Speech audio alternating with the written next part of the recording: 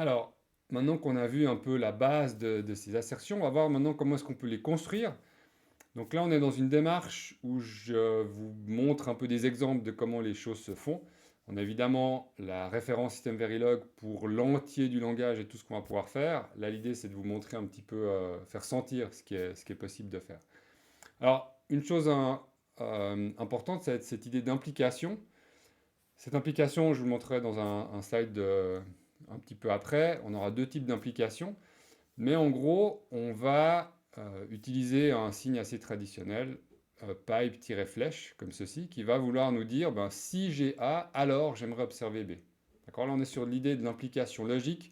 Cette implication dont j'ai parlé dans la vidéo sur la vérification formelle au sens large, d'accord? On retrouve cette idée-là. Et donc, on va pouvoir l'utiliser pour énoncer des propriétés. Donc là, j'ai un property, son nom, point virgule, n property à la fin, et là, je vais pouvoir énoncer une propriété. Là, la propriété, c'est A implique B. Là, ici, dans le deuxième exemple, bah, je me retrouve avec l'idée, ben, si le mode de mon alu vaut 1, alors ça implique que mon résultat C est égal à A plus B. C'est assez intéressant parce qu'on voit que ça nécessite très peu de code pour pouvoir énoncer quelque chose de relativement conséquent quand même.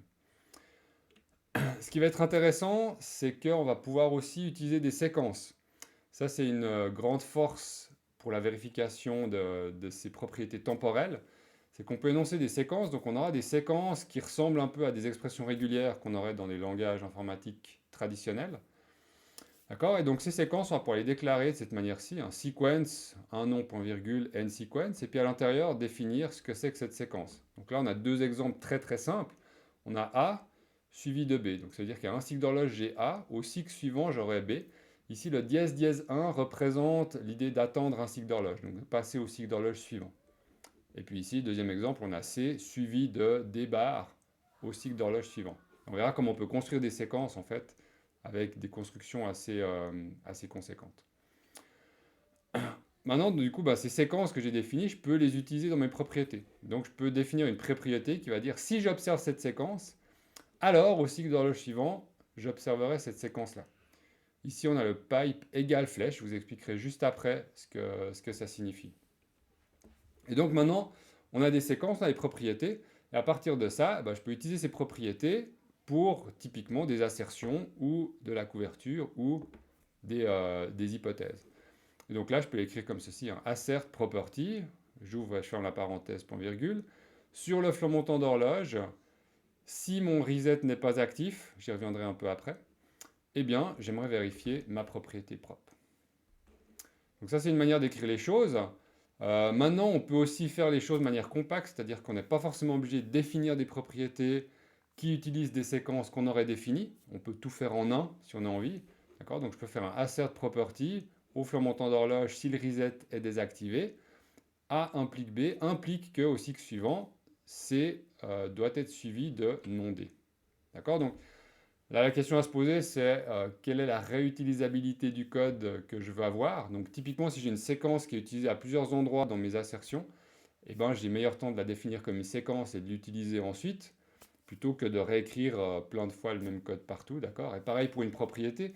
Si une propriété, j'ai envie de faire une assertion dessus, donc vérifier qu'elle est juste, et qu'en plus de ça, j'ai envie de vérifier la couverture, c'est-à-dire qu'elle a été observée au moins une fois, à ce moment-là, j'ai meilleur temps de définir ma propriété, et puis ensuite de l'utiliser dans une assertion et de l'utiliser dans de la couverture. D'accord? Donc ça, c'est des questions à se poser lorsqu'on écrit notre code.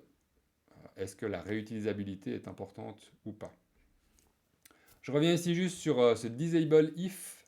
Donc le IFF, c'est if and only if. Donc c'est je disable cette assertion si et seulement si l'expression est vraie.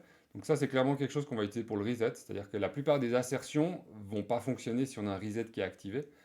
Et donc, il faut les désactiver explicitement pour être sûr qu'elles ne vont pas sauter alors qu'on n'a pas du tout envie de ça. Donc en général, on aura toujours un disable if and only if reset est actif.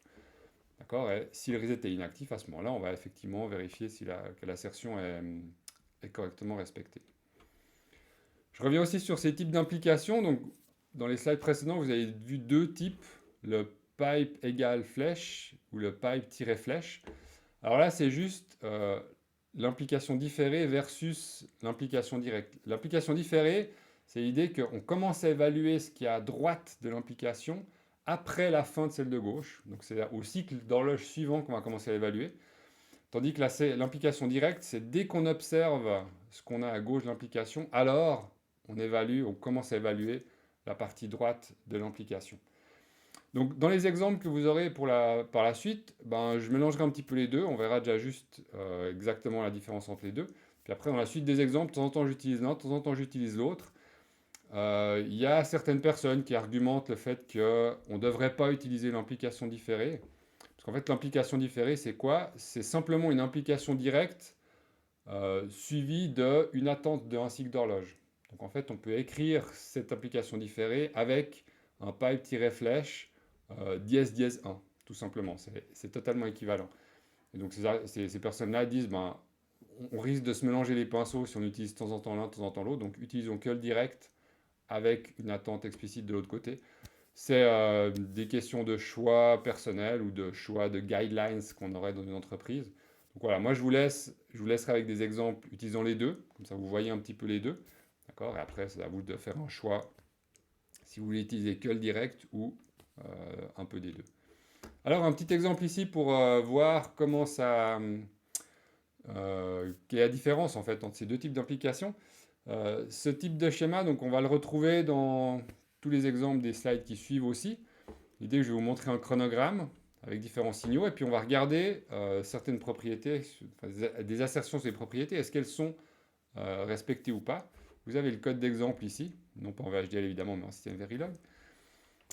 Donc on va se poser la question de la première assertion. Donc qu'est-ce qu'on a? Une propriété A suivie de B implique immédiatement C suivi de D. Alors est-ce qu'on a ça? Donc là, chaque fois qu'on a une propriété de ce type-là avec une implication, ce qu'il faut regarder, ben, c'est est-ce que la partie de gauche est observée? Et puis si elle est observée, à ce moment-là, on va commencer à évaluer la partie de droite. D'accord? C'est ce que ferait le simulateur typiquement.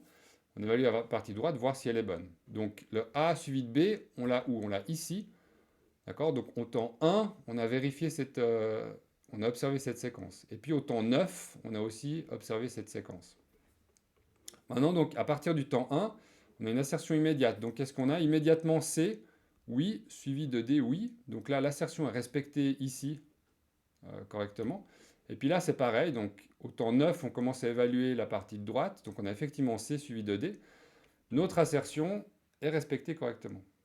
Est-ce que c'est le cas pour l'assertion différée? D'accord? Donc c'est la deuxième ligne que j'ai ici. Donc j'ai A suivi de B.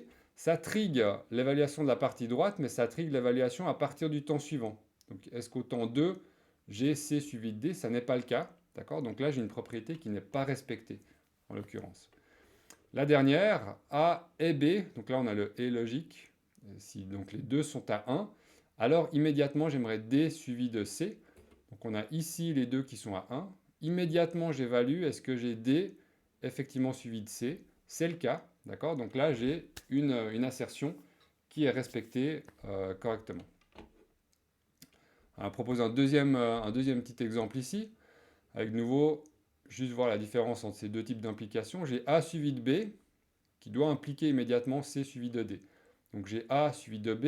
Est-ce que immédiatement j'ai C suivi de D? Non, parce que j'ai C qui est à 0 ici au temps 1. Donc ma première assertion n'est pas respectée.